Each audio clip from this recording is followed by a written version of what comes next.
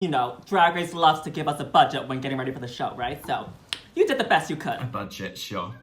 Ella VaDay, what would you say to little bidet over here? Oh no, not this. I would say to little bidet, I'm so sorry I let you down at the end. We can flush it out and try again some other time. Bootleg Opinions. Did you know that where you live affects what contents are available to you? Oh my god, wait, what? There's something called Surfshark, a VPN, a virtual private network that you can change your location with a click of a button. Oh my god, tell me more. How does it all work? For instance, if you live in the USA or the UK or wherever you are, you cannot watch certain contents that you would have been able to watch if you lived in another country, and vice versa. Ranging from television shows, movies, documentaries, game shows, and whatnot. Go watch all the contents that you deserve wherever you live, baby. Oh my god, that's amazing. I want to sign up right now. It is absolutely safe to use, even on public Wi-Fi. And with one subscription, you and your friends can watch it in different rooms on multiple devices with one payment. How amazing is that? So sashay your way to the link in the description and use my code to get 83% off your whole subscription and 3 months free. Oh my god, it also says it's a 30-day money-back guarantee. Now I'm about to go to the UK so I can see what y'all been watching on your streaming services. Thank you so much for having me. I'm really good. I'm just here in Newcastle, UK. We're about to start our Pick and Mix girl group tour. So yeah, we're just getting ready for that. She's hooking and crystallizing in the hotel room. She's in her natural habitat. You'll know it. She's on tour, quote unquote. We all know what you're doing, girl. Now, UK versus the world. Was this the top 4 that you expected? No, it's not, honestly. A lot of my favorites went out really early, like shock eliminations. Going in, there will be at least 1 US girl and 1 UK girl because business-wise, I think that's a smart move because the USA does have the biggest viewers for Drag Race, and of course it is UK versus the world. It wouldn't make sense if there wasn't at least 1 UK girl there. So country-wise, I expected it. It did turn into UK versus the US though, didn't it, by the end? Let's be honest. As Jujubee would call it, UK versus US.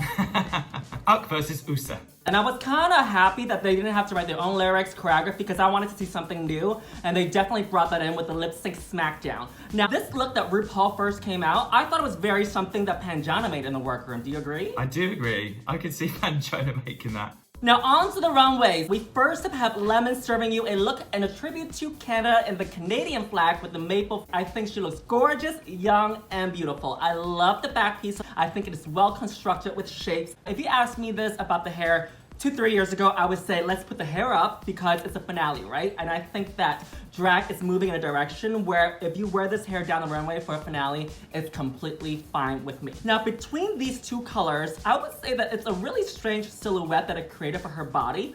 Although I understand where she's going, she's trying to carve out that body shape with the whites and the red, but it just didn't do justice for her stunning body. But she looks great nonetheless. I was confused by the front part completely, and I said to the girls in the room, I was like, what is the white bit? And they were like, oh, it's the flag. I was like, oh, maybe it should have been more complementary in its shape or something. But the leaf, I just thought was incredible. As soon as she came out, it was like, wow. Kind of wish that she made the whites a little bit smaller so that it would have given her a better silhouette. I think she made the whites a little bit too big, that it just made her proportions a little bit off. Because it's such a stark difference, red and white, I think the white really stands out. So should have made less of the white, but I thought she looked great. Next up, we've got Cheryl Hole, and she is wearing a gorgeous red gown with all different flowers from the UK. So I really like the colour. Red is such a powerful colour. Like, I love wearing red now, and I just wish that the flowers were slightly bigger. I wish they were like part of it. I think this outfit's a little bit incomplete. I feel like this is a red dress with flowers. I kind of wish that she integrated the flowers more into the outfit rather than just a red dress with flowers. I do like the hair, I do like the makeup. I think the hair is beautifully made and sculpted to her head. I like the bottom of the dress. I like how full it is and how much movement it gives her. But the top of it, I wish it was fitted more. It doesn't really give her much shape over here near the collars. And I think that if she does like a big flower over here maybe and just small flowers at the bottom coming down, it would have been beautiful. But to me, honestly, this was just a red dress with flowers. Love Cheryl, great lip syncer. She does all the dance moves and whatnot.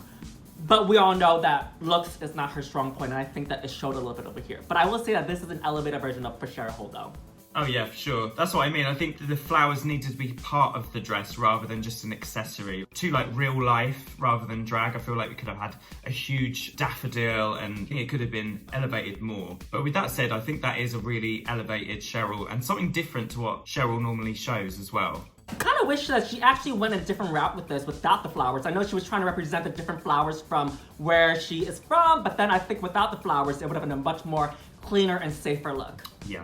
Next up is Jimbo. Dark, evil, gorgeous, and stunning. I will say that I wish that the headpiece that she's wearing is a little bit bigger just so that it can proportionalize that with her big tatas and nice, delicious ass. But I think she looks gorgeous in this. She's giving like femme fatale in this, in that gorgeous black wig, and I definitely agree. I think the headpiece could have been a bit bigger, but I think the colour of the sequins, it looks incredible. It looks like kind of mystical and the evil character, even though Jimbo's not evil whatsoever. She looks amazing. This look stands out for Jimbo because we all know her for being this colorful, happy clown, but over here she's completely on the opposite side. This is a great look for her to show versatility. She almost looks like a sea creature in here with the scales, with the sequin, and also this headdress. Yeah, the sharp shoulder and just the one leg out. I think it's well like proportionized. So up next we've got Pangina, and she is serving Thai and UK mixed cultures. Incredible. I mean, this is high drag, like serving top 4. I'm back. And I shouldn't have been sent home. She looks incredible from head to toe. The wig is on point, the face, these huge like wings, shoulders, they're just amazing, and like the bodice. I've never seen anything like this, and I think this is something completely different on Drag Race than I've ever seen. And the colour looks great on her as well. Nothing bad to say about this look. I think that is great for her and smart for her to come in with this look because this is UK versus the world. She's mixing UK together and her country. I love the Marie Antoinette, very Elizabethan styled wig with the pearls in front of the lace, and I think she got this gorgeous sculpted tie piece from the head, mixing the European and the Thai together beautifully. This is how you enter the top 4 without even actually being in the top 4 finale. And what I love as well is like Pangina and Jimbo, it's like they've come as the good and the evil witch almost, like together, and I don't think they've realised that, but I just think that's a great sort of backstory going on in the background. I think it's great. I mean, look at her face, like that makeup was just amazing. Next up is Janey Jack serving in the same color that I'm wearing. This is a no for me, unfortunately. We all know how amazing her looks have been on Holland, and this is just not it for me. I think with the flowers, with the clouds, it just looks a little bit more costumey. Do you know what the Teletubbies are? Of course, girl! Teletubby! Okay. Yeah! Tinky Winky! Again! This feels a bit like Teletubby Land with the sun in the air, and like you can just imagine like Tinky Winky, Dipsy and Poe sort of running around the bottom. It feels a bit more costumey, a bit more like this outfit is just a little bit of a miss. I think that the problem with this is that this dress washes her out. Yeah. Even a dark blue. Because with this blue, it just makes her look like very flat. Because it washes her out. It doesn't really give her much shape. She looks like this. You know what I mean? And I don't think that's what she's trying to do. Sorry.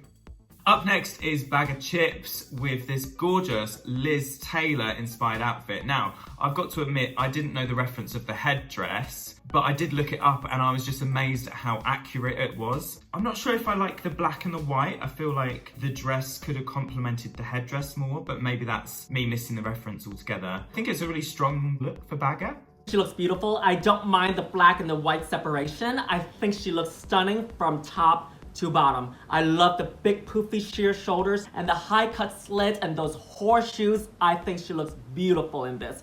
And I saw a different side of Baga that I didn't really see before, because usually when she walks down the runway, she's like much better doing this and dinky winky and whatnot. Yeah, I feel like she really served the looks tonight. Like her face was on point, and I feel like she's got the proportions right. I think she looks really, really gorgeous. Next up is Blu Hydrangea. She's serving her blue color, blue. And of course, on Bootleg Opinions today, we have decided to go blue for our bootleg queen, Blu Hydrangea, who has graduated. And of course, she looks stunning in this with the hair that looks like the shape of a dildo. She's got the nice silhouette, the cinched in waist, a full-on look. This is what I'm talking about. Exaggeration, drag, well made, beautiful. Literally, this is blue. This is blue. And of course, she got a little bird to represent where she's from. It's like typical Blue. Like Blue likes to really over-exaggerate everything. What an amazing outfit. Totally makes sense of what it is as well. Really excelled again in this runway. She kept mentioning that she wants to show that she has improved. But I also thought that she did pretty well in her season though. Yeah. I know she kept talking about like how she did bad, but I'm like, you did fine, girl. You did fine. Exactly. I don't remember her being bad in her season. I thought she was always really strong. I thought she'd won so many more badges than she was saying in this episode. I didn't realise that she only has 2 badges in the whole of her run. Like, I thought she had loads more. Up next is the gorgeous Jujubee, and do you know what? She's actually wearing what I wanted my dress to look like in the finale, but it looks so much better and so much incredible. I feel like this is the best Juju has looked. I feel like her body looks incredible. The way it's cut around the boobs looks great. Gorgeous, classy, sexy. I just wish I looked this good on my finale day, quite honestly. Now, can you give us the backstory to that outfit? It was a very similar concept to Jujubee's. It just wasn't ready. I didn't have a final fitting. It was meant to be at the bottom much larger, like completely cover the surface area. And as soon as I put it on, I was like, I hate this. What can you do? It's too late. I'd run out of outfits. And aren't you glad that we live in the age of social media where we can just post new looks to show the fans and the viewers out there what else we can do? Well, exactly. The thing is, I think people don't realise, when I went on Drag Race, I'd only been doing drag for like a year and a half. Getting any outfit for me ready was just a massive like stress. I'd never had a wig styled before. I'd never had an outfit made. It was stressful getting that many things made. Maybe I never thought I would get so far, but then when you get there, you're like, I've done my best. See you later. It's really hard getting ready for Drag Race, and we all know how much, you know, Drag Race loves to give us a budget when getting ready for the show, right? So, you did the best you could. A budget, sure. I know this is simple, but I love the structure of it, and I think it's really complimentary, like the way it snatches in her waist, around her bust, the gloves. It just looks so classy, and like, I love the brown wig. Everything about this when she came out, I was like, wow. She looked so good in this, looking like a prolapsed red asshole, and I think this is absolutely her style, because her style is very minimalistic, very real, very great look. Next up is Mo Heart. At a first glance, it's cool, but then I start to look at the details. I'm like, it looks unfinished. I like the top, but I'm seeing what's underneath and it doesn't match the cup shapes at the top. And then I just feel like it's a piece of orange fabric at the bottom for the dress. I would say that the back had more work done than the bottom of the dress. I wish she could have connected to the top and the bottom a little bit more.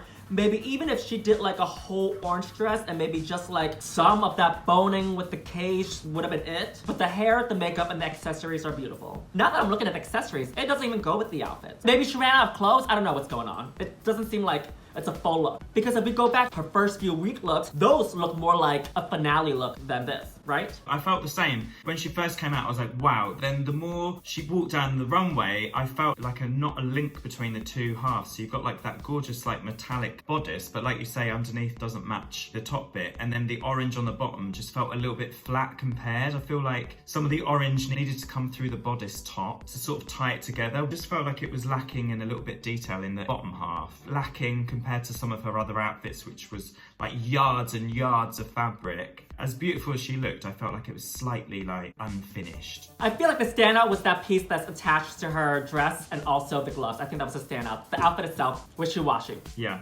But anyway, Ella VaDay, which one of these is your favorite look? My favorite outfit of the night has got to be Juju. I just thought she looked so elegant, so beautiful in that color. The best version of Juju, good Juju, came to play in the finale, and I thought she looked incredibly gorgeous. Is Blu Hydrangea. She's serving blue, she's representing where she's from, and she looks stunning in this finale look, y'all. And congrats to our bootleg queen, Blu Hydrangea. She's graduated onto UK versus the World and becoming a winner. Woo! Bootleg queens, stay eating during this pandemic, baby. Well, Ella VaDay, thank you so much for joining on to Bootleg Opinions and giving us your opinions to our bootleg. Where can we find you? At Ella VaDay on all social media platforms. Thank you so much for having me. I've had the best time. Thank you for letting me come on your show after watching me on Drag Race. I love you lots. Thank you so much. And thank you for giving us your bootleg opinions. And my name is Yuhua Hamasaki on all platforms. Bye!